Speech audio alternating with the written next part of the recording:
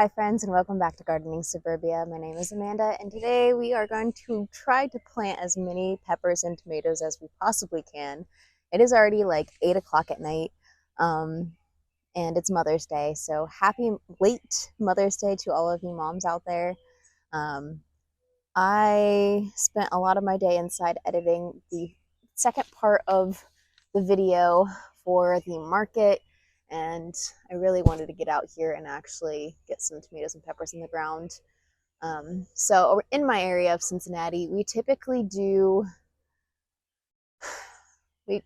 get our tomatoes and peppers planted on Mother's Day or shortly after Mother's Day, just because that's when the temperatures are at what they need to be at night to sustain those plants. So tomatoes, you can get by with about 50 degrees at night, Fahrenheit, and peppers really like it to be about 60 degrees Fahrenheit at night. As it gets cooler in the season, those peppers get a little finicky once it gets down to like 40, 45, 50. They can get a little stunted and weird. I'm going to go ahead and get these guys planted. We have pretty good weather for the next couple weeks, and it doesn't look like it's going to dip down too much. So I'm going to try to get these guys planted. I kind of already started placing a few of my plants in different areas of my garden because I really only have two large beds for spaces for my tomatoes and peppers. And then I'm just kind of squeezing things in other places. So let me show you guys those places. So this fabric bed, I have spots for about 4 tomatoes. I'm going to well, maybe 5. I'm going to be placing them in there and right there. I think this is going to be more of my paste tomato bed. So some of those varieties will be determinate, meaning that they will only grow to a certain height, producing a certain amount of fruit, and then they'll be finished. I've already kind of planted some of my peppers in some pots because I thought this just looked so pretty together. We've been having really bad luck with slugs, and that is really just because there have been so many days of rain that the slugs are just going crazy. So a lot of my foliage on some of my plants is just kind of beaten up by the slugs. You can see all the holes. But I've got some pepper plants in there. I think I'm going to squeeze this tomato in here. This is my cut flower bed plus some potatoes. Looks like we're getting ready to have some calendula, which is super exciting. But I think I'm going to squeeze this tomato that I actually got the other day at Funky's, my favorite greenhouse. So this one I think is, yeah, it's an Italian heirloom, pink ox heart. And it's got those potato leaves, which is super cool. So beyond that, we've got this bed here, which is about 4 feet wide and about 9 feet long. This section of the bed doesn't get as much sunlight just because of my trees. It gets a little more shade. So I might keep my peppers out of this area and do more tomatoes on this side. So what I'm thinking, I think I'm going to be doing a Florida weave technique on this bed. And then this bed, I will put my cattle panel. This is just a 8-foot long cattle panel, not a 16. And I'm just going to put it, I think, straight down the middle. And I think I'm going to have a row of tomatoes, a second row of tomatoes, and then that very back line, I think I'm going to do peppers. Right now this bed just has some kale, some sugar bond peas, a loofah, which is kind of sad, a volunteer Johnny Jump Up viola, and I think this is some Swiss chard, and then obviously some garlic. So we'll see how that goes. I gotta decide what peppers I want to put here. I'm gonna keep my peppers pretty close because I like to hold hands, and that's worked for me. Then I'm gonna put some more peppers in some pots. I don't know how well that these guys are gonna do in these pots just because of this drainage situation. Peppers like to keep their soil kind of dry. So I don't know how these will do. but these are just bell peppers. So we'll see. That's rock hard. Okay. So I've got my Ajvarski peppers in this pot, which I really love putting peppers in fabric planters, because these kind of stay a lot drier. There's a little more air pruning of uh, the roots. So I don't know. We've got one tomato in this guy. This is my Mountain Merit, and this is a dwarf variety, I believe, if I'm not mistaken. And then we have, yeah, Mexico Midget. Got two of those guys. Those two are definitely dwarf tomatoes. This one's a little sad, but went ahead and I planted him anyways just to see if he'd pop on back. And then this one looks really sad too. This is the Jigsaw Jalapeno. We'll see if that pops up. Down in this bed, we're going to put the Sugar Rush Peach. I only have this guy, which there are two in here. And this one is fluffing out a whole bunch.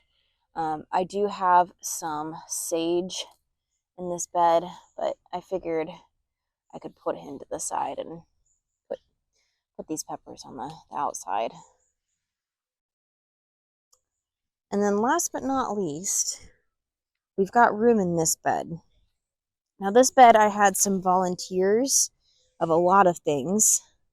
So there are some tomatillos, which I did not have any success with growing these, and you do need 2 tomatillos so that they'll cross-pollinate, and there are 2 volunteers. So I think I'm going to leave these guys in here to do their thing, and then we have a bunch of squash that volunteered.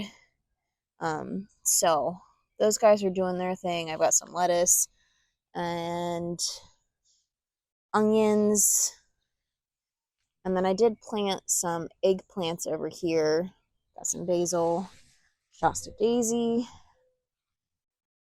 So we've got some space in this bed to put maybe 3 tomato plants in here, or 3 pepper plants, because the lettuce is not going to last very long. Once it actually starts heating up, this is going to get kind of bitter. We did have a ton of slugs on this, so I don't know. Looks like there might still be some little slugs in there. You guys can see that one guy right there. Yeah, there's slugs all up in here. So I don't know if I'm gonna, I don't know. The lettuce is not gonna last forever. That's all. So we can put some peppers or tomatoes in here. I'm just gonna leave the tomatillos as is.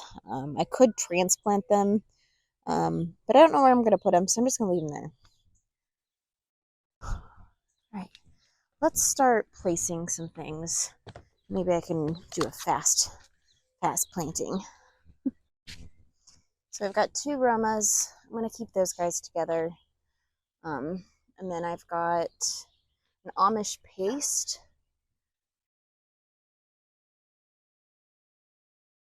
And then Boxcar Willie, which he's not really a paste tomato, but I'm going to put him with these guys. And then this is another one that I got from Funky's. This is the German Johnson, which I've heard a lot about. So I'm super excited to actually get to try this guy. Discovered growing in West Virginia more than a century ago. It quickly became a favorite for its large, nearly seedless 1 to 2 pound fruits. The deep pink color is distinctive, but the real benefit is the flavor. Creamy, tangy, meaty, and juicy. Funky's always has the best descriptions. So we're going to get these guys planted.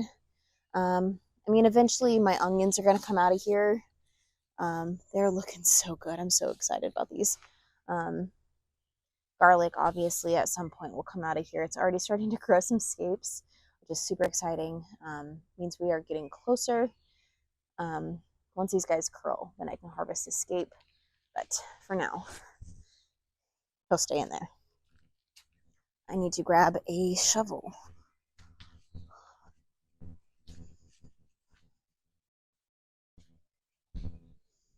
Where did I put all of my shovels?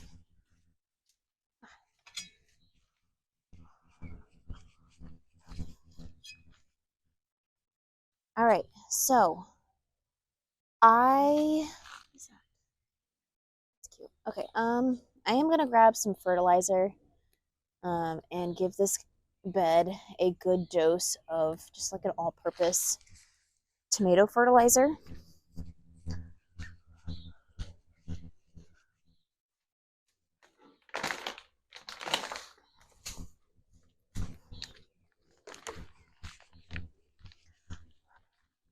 So I'll just put this in the bed. This is just a tomato and vegetable fertilizer. It's a 364 formula, and I'm basically just going to put a small handful of this in each of the holes as I plant. So I'm gonna dig some good holes. I'm gonna try to keep these guys kind of farther apart. Some roots.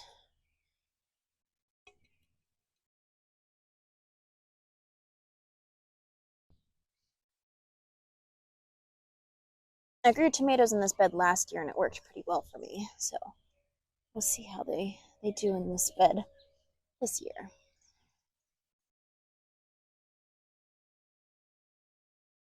All right, so I'm gonna take this guy, tap him out. Look at those roots.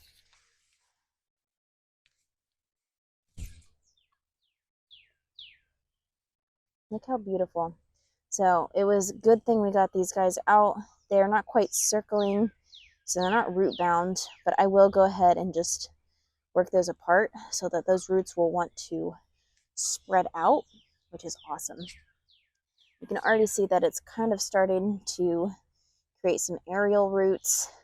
And that's just simply because we've had so much rain that these guys were starting to think that it was time to set roots on those stems. So I'm going to get this guy planted. There is a second little tomato in here. This guy might not make it, but I'm not going to take him out, so we'll just see what happens. All right, so we are just going to plop this guy. Oh, we need the fertilizer. Little handful. I'm going to plop this guy in here. And I'm just going to cut off these lower limbs. And then just bury him.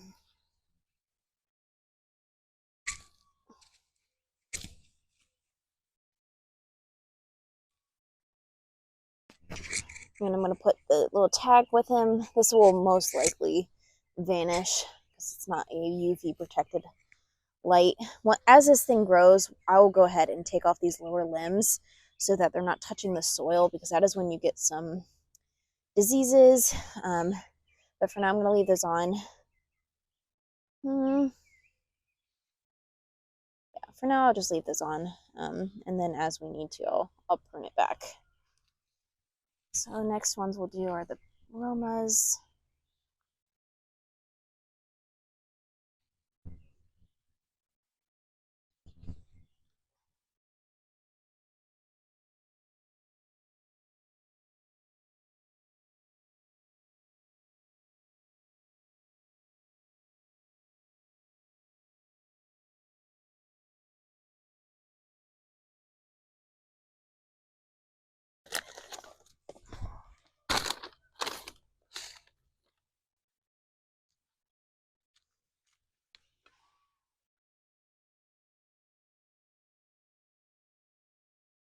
And I am going to just clean these little guys and reuse them. These are a pretty good thick plastic, and I really think I could get another year or two of use out of these.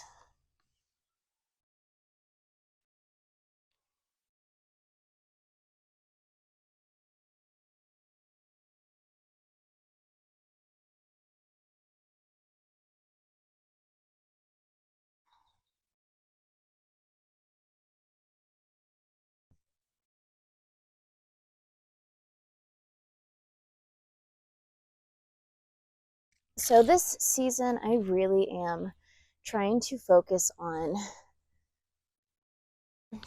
at least for my tomatoes, my goals for preserving this season are to create or find a really good tomato soup recipe, because that is one of our favorite things to eat is tomato soup and like fancy grilled cheese. I love a fancy grilled cheese. One of my favorite toppings on that grilled cheese is actually barbecue rosemary, which I have planted right behind me, and then paprika. So delicious. And so I really would love to be able to have homegrown tomatoes canned into a beautiful tomato sauce or tomato soup. And a roasted red pepper tomato soup would be phenomenal. So here's to hopefully getting some beautiful peppers as well as some beautiful tomatoes to go ahead and preserve into tomato soup. I do need to can a ton more of my salsa, because we ran out of salsa such a long time ago. It's not even funny. So salsa is also on the top of that list. I recently found that I really love having cumin added to my salsa recipe. So it's definitely something I'll be doing this season. What else was there? Tomatoes. Salsa. Oh, just regular old canned diced tomatoes, I think would be perfect. In years past, I have tried to, or at least thought about doing a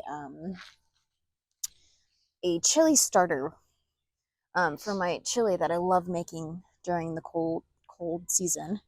And I think what I'm gonna do instead is actually just can diced tomatoes, because I use diced tomatoes in my recipe. I do use tomato paste. I think I've given up, at least at the size of the garden that I have currently, I think I've given up on making tomato paste, simply because you need a ton of tomatoes to get enough of that tomato paste.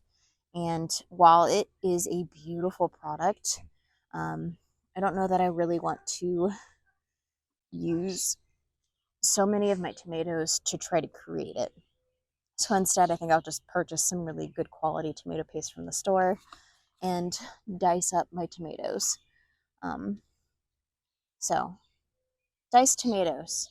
Something so simple as diced tomatoes is something that is on my list.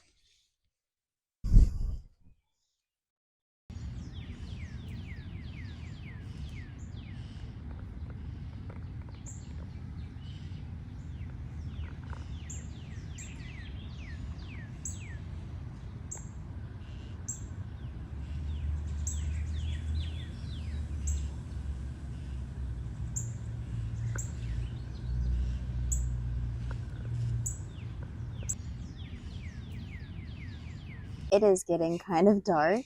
I got a row of peppers planted back here. I went ahead and I labeled those on my chart, so I know exactly what they are. I'm sure once they start producing fruit, I will know, but just for record's sake, I will write them down.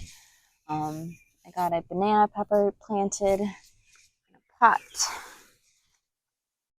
and I like this pot simply because it has drainage holes at the bottom, so that guy can lose as much water as it wants and keep as much as it wants. I really just needed to be in the garden for a little bit today, because it is such a beautiful day. The other day, I actually went to my favorite greenhouse, and that is actually Funky's. I'm wearing their shirt. It is so cute. Actually, let me show you the back.